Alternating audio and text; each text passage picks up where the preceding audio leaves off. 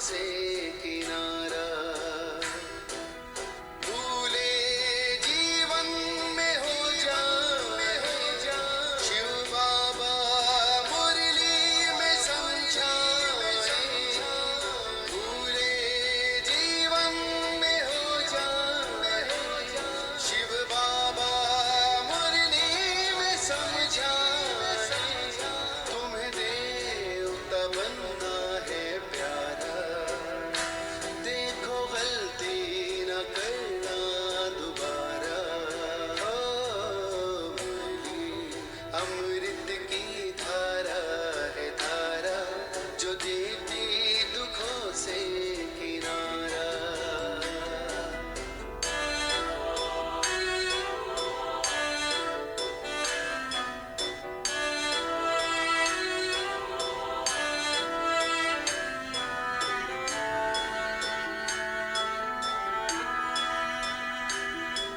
ये मुरली नर को नारायण, नारी को लक्ष्मी बनाए।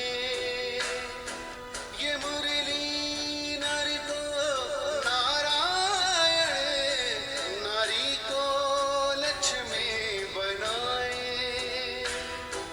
परम धाम से परम पिता शिव हमें घर ले जाने आए। हमें घर ले जाने को आए। चारों युगों में जो खेल हुआ वो पूरा होने को आया। गीता ज्ञान अमृत देने को ये संगम युग बनाया। संगम युग बनाया।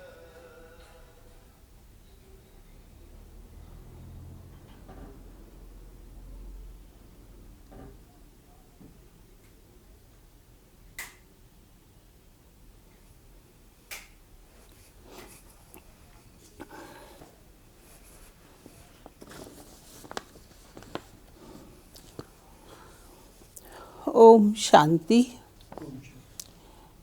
बाबा के आज 23 तारीख के महावाक्य हैं। आज बाबा विशेष समझा रहे हैं कि बच्चे, बाप आकर तुम बच्चों को श्रीमत देते हैं, तो ये श्रीमत में अगर ब्रह्मा की मत भी मिलती है तो वो भी यही समझो कि शिव बाबा की मत है, क्योंकि मत देने वाला तो शिव बाबा ही है ना। तो इसलिए कि कहाँ भी कोई भी बात में संशय न आए, इसलिए एक बाप पर ही निश्चय रखो। बाप की ही श्रीमत है, शिव बाबा की ही श्रीमत है, जो हम बच्चों को, ब्रह्मा को भी मिल रही है ना।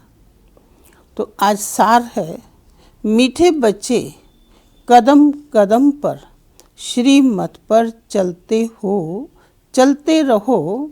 ये ब्रह्मा की मत है या शिव बाबा की मत, इसमें मूंझो नहीं। प्रश्न है कि अच्छी ब्रेन वाले बच्चे कौन सी गुह्य बात सहज ही समझ सकते हैं। उत्तर है कि ब्रह्मा बाबा समझा रहे हैं या शिव बाबा, ये बात अच्छी ब्रेन वाले सहज ही समझ लेंगे। कई तो इसमें ही मूंझ जाते हैं। बाबा कहते कि बच्चे, बाप दादा दोनों इकट्ठे हैं, तुम मूंझो नहीं, श्रीमत समझकर चलते रहो। ब्रह्मा की मत का रिस्पॉन्सिबल भी शिव बाबा है। ओम शांति। रूहानी बाप बच्चों को समझा रहे हैं, तुम समझते हो हम ब्राह्मण ही रूहानी बाप को पहचानते हैं। दुनिया में कोई भी मनुष्य मात्र रूहानी बाप, जिसको गॉड फादर व परम पिता परमात्मा कहते हैं, उनको जानते नहीं।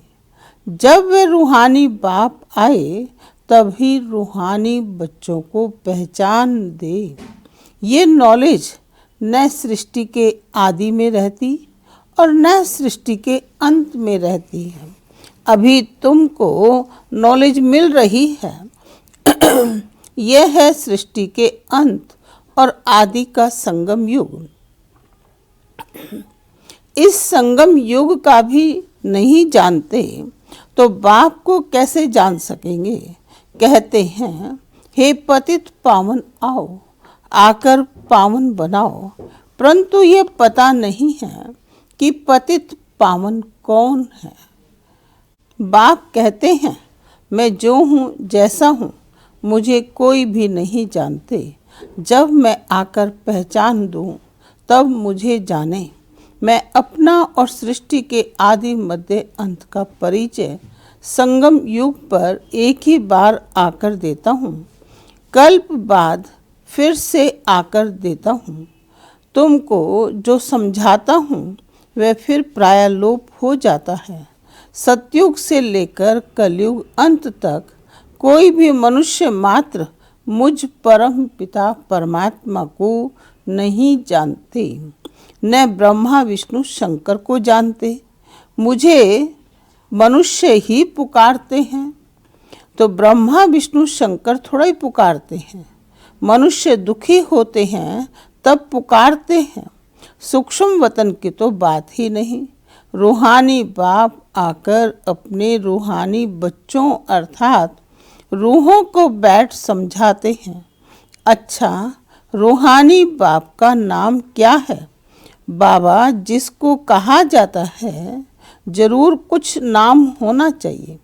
बरोबर नाम एक ही गाते हैं, शिव। यह नामी ग्रामी है, परंतु मनुष्यों ने अनेक नाम रख दिए हैं। भक्ति मार्ग में अपनी ही बुद्धि से यह लिंग रूप बना दिया है। नाम फिर भी शिव है। बाप कहते हैं मैं एक बार आता हूँ, आकर मुक्ति जीवन मुक्ति का वर्षा देता हूँ। मनुष्य भल नाम लेते हैं मुक्ति धाम निर्वाण धाम, परंतु जानते कुछ नहीं। न बाप को जानते हैं न देवताओं को, यह किस को भी पता नहीं है। बाप भारत में आकर कैसे राजधानी स्थापन करते हैं, शास्त्रों में भी ऐसी कोई बात नहीं है। परम पिता परमात्मा कैसे आकर आदि सनातन देवी देवता धर्म की स्थापना करते हैं। ऐसे नहीं कि सतयुग में देवताओं को ज्ञान था जो गुम हो गया, नहीं। अगर देवताओं में भी ये ज्ञान होता तो चलता आता। इस्लामी बोधि आदि जो भी हैं उन्हों का ज्ञान चलता आता है, सब जानते हैं। ये ज्ञान प्राय लोप हो जाता है। मैं जब आता हूँ तो जो आत्माएं पतित बन राज्य गवा बैठी हैं उन्हों को आकर फिर पावन बनाता हूँ। भारत में राज्य था फिर गवाया कैसे, वह भी किसको पता नहीं। इसलिए बाप कहते हैं बच्चों की कितनी तुच्छ बुद्धि बन गई है। मैं बच्चों को यह ज्ञान दे प्रारब्ध देता हूँ, फिर सभी भूल जाते हैं। कैसे बाप आया, कैसे बच्चों को शिक्षा दी, वे सब भूल जाते हैं। तो यह भी ड्रामा में नूंद है। बच्चों को विचार सागर मंथन करने की बड़ी बुद्धि चाहिए। बाप कहते हैं ये जो शास्त्र आदि तुम पढ़ते आए हो, ये सतयुग त्रेता में नहीं पढ़ते थे, वहाँ थे ही नहीं। तुम यह नॉलेज भूल जाते हो। फिर गीता आदि शास्त्र कहाँ से आया? जिन्होंने गीता सुनकर यह पद पाया है वही नहीं जानते तो और फिर कैसे जान सकते हैं? देवताएं भी जान नहीं सकते। हम मनुष्य से देवता कैसे बने? वह पुरुषार्थ का पार्ट ही बंद हो गया। तुम्हारी प्रारब्ध शुरू हो गई, वहाँ ये नॉलेज हो कैसे सकती? बाप समझाते हैं, ये नॉलेज तुमको फिर से मिल रही है। कल्प पहले मिसल तुमको राजयोग सिखलाए प्रारब्ध दी जाती है, फिर वहाँ तो दुर्गति है नहीं। बाबा ने कहा कि तुमको राजयोग सिखलाए प्रारब्ध दी जाती है और फिर वहाँ तो दुर्गति है नहीं, तो ज्ञान की बात भी नहीं उठ सकती। ज्ञान है सद्गति पाने के लिए, वह देने वाला एक बाप है। सद्गति और दुर्गति का अक्षर यहाँ से निकलता है। सद्गति को भारतवासी ही पाते हैं, समझते हैं हेवनली गॉड फादर ने हेवन रचा था। कब रचा ये कुछ भी पता नहीं, शास्त्रों में लाखों वर्ष लिख दिया है। बाप कहते हैं बच्चों तुमको फिर से नॉलेज देता हूँ। फिर यह नॉलेज खलास हो जाती है तो भक्ति शुरू होती है। आधा कल्प है ज्ञान और आधा कल्प है भक्ति, यह भी कोई नहीं जानते। सत्युग की आयु ही लाखों वर्ष दे दी है, तो मालूम कैसे पड़े? 5000 वर्ष की बात भी भूल गए तो लाखों वर्ष की बात कैसे जान सके? कुछ भी समझते नहीं। बाप कितना सहज समझाते हैं।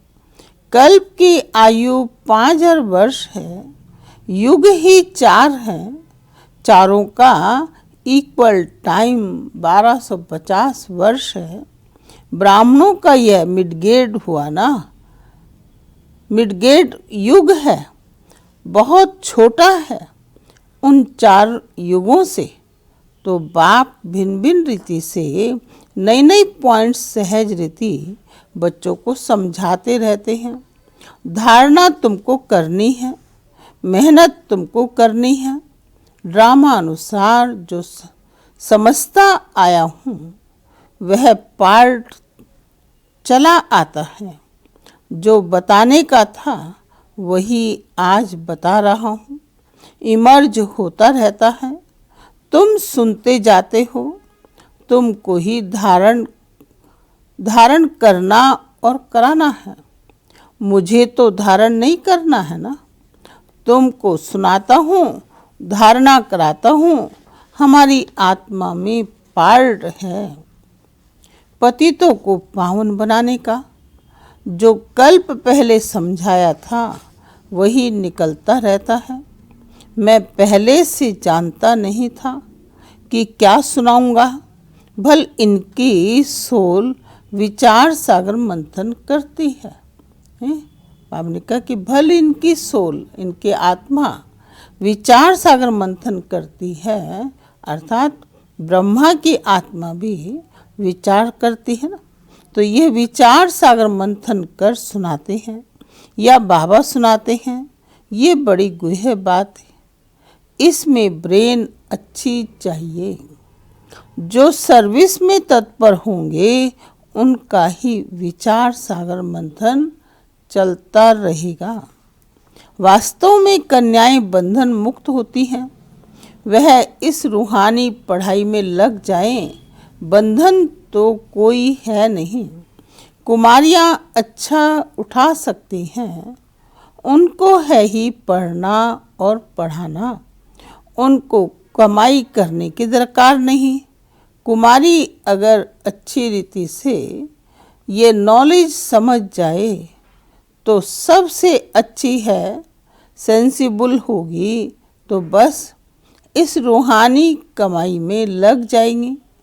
कई तो शौक से लौकिक पढ़ाई पढ़ती रहती हैं, समझाया जाता है, इससे कोई फायदा नहीं। तुम यह रूहानी पढ़ाई पढ़कर सर्विस में लग जाओ। वे पढ़ाई तो कोई काम की नहीं। पढ़कर चले जाते हैं गृहस्थ व्यवहार में, गृहस्थी माताएं बन जाती हैं। कन्याओं को तो इस नॉलेज में लग जाना चाहिए।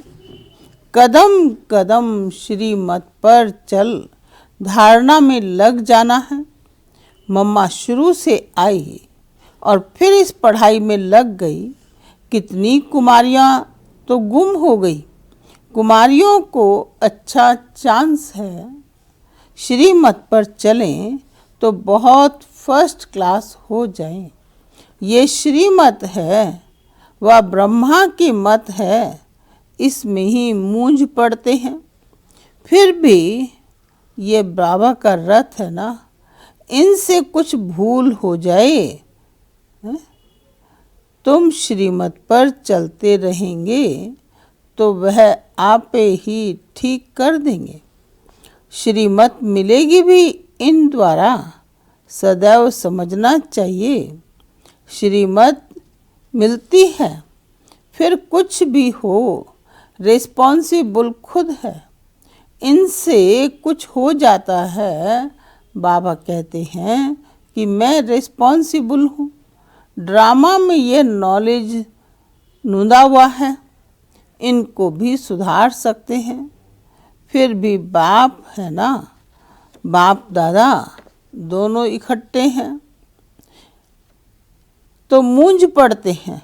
बाप दादा दोनों इकट्ठे हैं तो मूंझ पड़ते हैं। पता नहीं शिव बाबा कहते हैं या ब्रह्मा कहते हैं।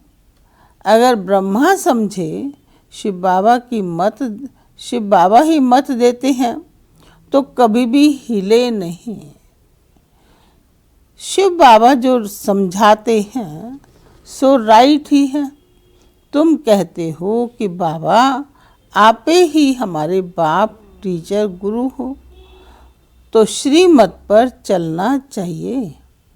जो कहे उस पर चलो। हमेशा समझो शिव बाबा कहते हैं वह है कल्याणकारी, उनकी रिस्पॉन्सिबल। शिव बाबा है कल्याणकारी तो इनकी रिस्पॉन्सिबिलिटी भी उन पर है, शिव बाबा पर है।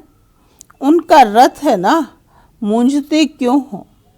पता नहीं ये ब्रह्मा की राय है या शिव की, तुम क्यों नहीं समझते हो? शिव बाबा ही समझाते हैं। श्रीमत जो कहें सो करते रहो। दूसरे की मत पर तुम आते ही क्यों हो? श्रीमत पर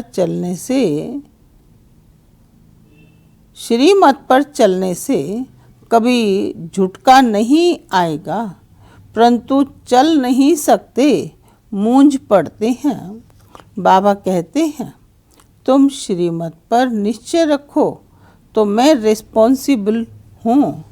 तुम निश्चय ही नहीं रखते हो तो फिर मैं भी रिस्पॉन्सिबल नहीं। हमेशा समझो कि श्रीमत पर चलना ही है।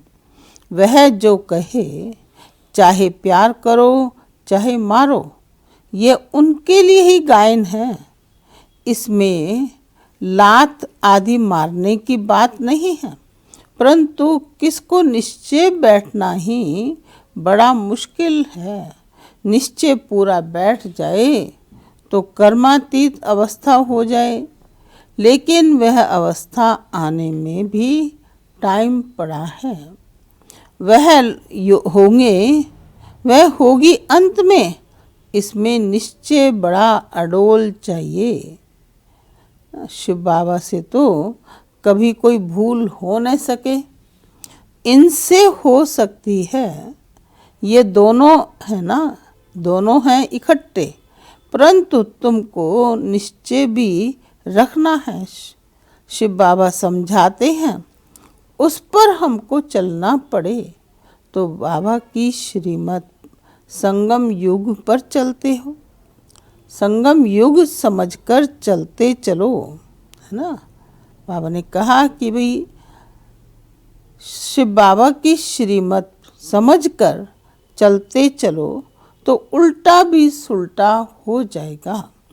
कहाँ मिसअंडरस्टैंडिंग भी हो जाती है। शिव बाबा और ब्रह्मा बाबा की मुरली को भी बड़ा अच्छी रीति समझना है। बाबा ने कहा व इसने कहा, ऐसी कोई नहीं कि ब्रह्मा बोलते ही नहीं हैं, परंतु बाबा ने समझाया है कि अच्छा समझो कि ये ब्रह्मा कुछ नहीं जानते, शिव बाबा ही सब कुछ बोलते हैं। शिव बाबा के रथ को स्नान कराता हूँ, शिव बाबा के भंडारे की सर्विस करता हूँ। ये याद रहे तो भी बहुत अच्छा है। शिव बाबा की याद में रहते कुछ भी काम करें तो बहुतों से तीखे जा सकते हैं ना। शिव बाबा की याद में रहें और समझें ना कि जो भी कुछ हो रहा है, चल रहा है, तो शिव बाबा की मत से ही चल रहा है ना। शिव बाबा जो मत दे रहे हैं उसमें तीखे जा सकते हैं। मुख्य बात है ही शिव बाबा की याद की अलफ और बे, बाकी है डिटेल। बाप जो समझाते हैं उस पर अटेंशन देना है। बाप ही श्रीमत ज्ञान का सागर है ना।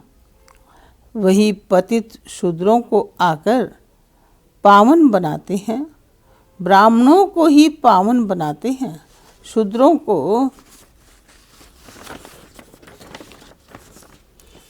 को पावन नहीं बनाते। ये सब बातें कोई भागवत आदि में नहीं है, थोड़े थोड़े अक्षर हैं। मनुष्यों को तो यह भी पता नहीं कि राधे कृष्ण ही लक्ष्मी नारायण है। मूंझ जाते हैं। देवताएं तो हैं ही सूर्यवंशी चंद्रवंशी, लक्ष्मी नारायण की डायनेस्टी, सीता राम की डायनेस्टी। बाप कहते कि भारतवासी, ऊपर से भारतवासी स्वीट चिल्ड्रन, याद करो।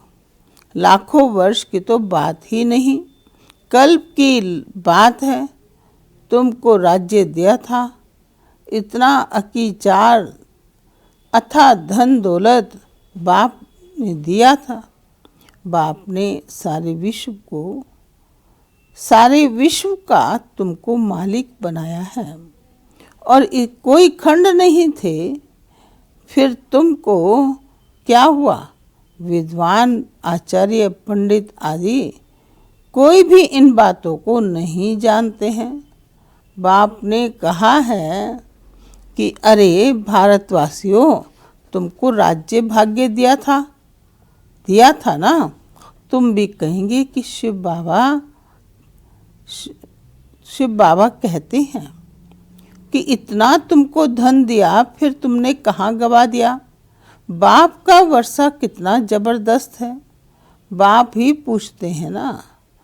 वह बाप चला जाता है तो मित्र संबंधी पूछते हैं, बाप ने कहा कि तुमको इतने ढेर पैसे दिए, सब कहाँ गवाए? यह तो बेहद का बाप है। बाप ने कोड़ी से हीरे जैसा बनाया, इतना राज्य दिया, फिर पैसा कहाँ गया? तुम क्या जवाब देंगे? किस को भी समझ में नहीं आता। तुम समझते हो कि बाबा पूछते ठीक है, इतने कंगाल कैसे बन गए हो? इतने सब कुछ, पहले सब कुछ तो प्रधान था, फिर कला कम होती गई तो सब कुछ कम होता गया ना। पवित्रता कम होती गई तो सब कुछ कम होता गया। सतयुग में तो प्रधान थे, लक्ष्मी नारायण का राज्य था। राधे कृष्ण से लक्ष्मी नारायण का नाम जास्ती है। उन्हों को कोई ग्लानि नहीं लिखी, अरे सबके लिए निंदा लिखी है। लक्ष्मी नारायण के राज्य में कोई दैत्य आदि नहीं थे। तो यह सब बातें समझाने की है। बाबा कहते कि लक्ष्मी नारायण के राज्य में दैत्य आदि नहीं बताते हैं, तो यह बातें समझने की हैं। बाबा ज्ञान धन से झोली भर रहे हैं। बाप कहते हैं कि बच्चे इस माया से खबरदार रहो, है ना। कभी माया जो है कि योग लगाने नहीं देती, तो फिर शिव बाबा की मत को भी मानते नहीं ना, कह देते हैं कि ये तो ब्रह्मा की मत है। बाबा कहते कि चाहे ब्रह्मा मत दे चाहे शिव बाबा, लेकिन समझो सब शिव बाबा की मत है ना। तो बाप कहते हैं कि बच्चे इस माया से खबरदार रहना है। अच्छा, मीठे मीठे सिके लदे बच्चों प्रति माता पिता बाप दादा का याद प्यार और गुड मॉर्निंग। रूहानी बाप की रूहानी बच्चों को नमस्ते। रूहानी बच्चों की रूहानी बाप दादा को नमस्ते नमस्ते नमस्ते। ओम शांति। तो आज धारणा का मुख्य सार है ना, बाबा ने विशेष बात समझाई ना कि आज कोई कोई बच्चे जो है कि समझ लेते हैं कि ये ब्रह्मा की मत है, ये शिव बाबा की मत है ना। तो ब्रह्मा की मत को भी बाबा ने कहा कि तुम बच्चों को बाप की ही मत समझनी है। अगर कोई भूल हो भी जाती है तो शिव बाबा रिस्पॉन्सिबल बैठा है, तो आप ही संभाल लेगा ना। तो धारणा का मुख्य सार है कि पहली पॉइंट, सेंसिबल बन सच्ची सेवा में लग जाना है। जवाबदार एक बाप है, इसलिए श्रीमत में संशय नहीं उठाना है। निश्चय में अडोल रहना है। विचार सागर मंथन कर बाप की हर समझाने पर अटेंशन देना है। स्वयं ज्ञान को धारण कर दूसरों को सुनाना है। वरदान है कि अपने प्रत्यक्ष प्रमाण द्वारा बाप को प्रत्यक्ष करने वाले श्रेष्ठ तकदीरवान भव ना। विस्तार है, कोई भी बात को स्पष्ट करने के लिए अनेक